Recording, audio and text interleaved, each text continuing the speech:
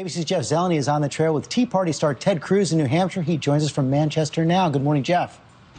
Good morning, George. As the White House sharpens its focus on ISIS, foreign policy is back on the front burner of domestic politics.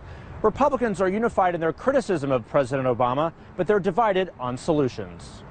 Last night in New Hampshire, Senator Ted Cruz sounded the alarm. This nation literally teeters at the edge of a precipice. And offered a scolding assessment of how the U.S. is confronting the threat from ISIS.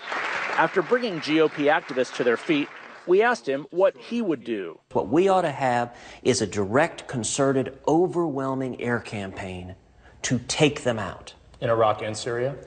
The focus should be Iraq, but the real focus should be taking out ISIS. Within Syria, it should not be our objective to try to resolve the civil war in Syria. You said that the U.S. should bomb ISIS back into the Stone Age. Should that take congressional approval, or does the president have the authority to do this on his own? It should absolutely take congressional approval. But not all Republicans agree. On Friday, Senator Marco Rubio of Florida sent a letter to the White House saying the president doesn't need Congress. He should act swiftly on his own. For Republicans eyeing the White House in 2016, early divisions are becoming clear. Senator Rand Paul now says he would destroy ISIS militarily, but his tough talk is at odds with his earlier views, prompting him to write an essay this week in Time magazine titled, "I Am Not an Isolationist." We asked Cruz whether he agreed. Oh, look, I'm going to let Rand characterize his own views. What I can tell you... He's been trying, though. I mean, how do you characterize his views? I will leave that to Rand, and I'll leave that to the American people to make their own judgments. But among some grassroots Republicans, there are growing libertarian views, with deep resistance to another war.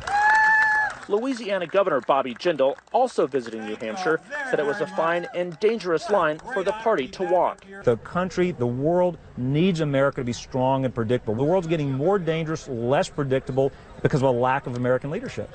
ISIS and a long list of foreign policy challenges are already front and center in the warm-up to the 2016 campaign.